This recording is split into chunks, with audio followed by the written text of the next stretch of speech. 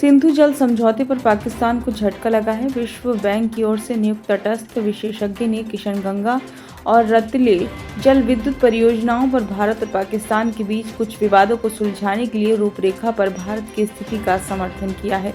तटस्थ विशेषज्ञ ने कहा कि दोनों पक्षों की दलीलों पर सावधानीपूर्वक विचार और विश्लेषण करने के बाद पाया गया कि उन्हें मतभेद के बिंदुओं के गुण दोष के आधार पर निर्णय देने के लिए आगे बढ़ना चाहिए। भारत दोनों देशों के बीच सिंधु जल संधि के तहत तटस्थ विशेषज्ञ की ओर से विवाद से समाधान के लिए दबाव डाल रहा है, जबकि पाकिस्तान इसके समाधान के लिए हैग स्थित स्थायी मध्यस्थता न्यायालय का समर्थन कर रहा है।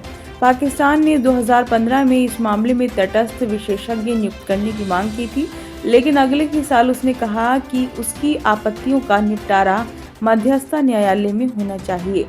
आपको बता दें कि 9 साल की बातचीत के बाद सितंबर 1960 में भारत और पाकिस्तान ने IWT पर हस्ताक्षर किए थे। इस संधि का एकमात्र उद्देश्य सीमा पार की नदियों से संबंधित मुद्दों का प्रबंधन करना था।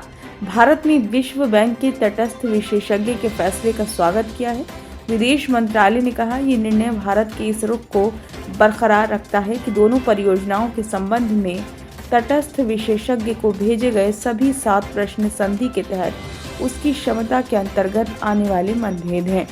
भारत संधि की पवित्रता और अखंडता को बनाए रखने के लिए प्रतिबद्ध है, इसलिए वह तटस्थ विशेषज्ञ प्रक्रिया में भाग लेना जारी रखेगा ताकि मतभेदों को संधि के प्रावधानों के अनुरूप तरीके से हल किया जा सके, जो समानांतर कार्यवाही का प्रावधान नहीं करता है।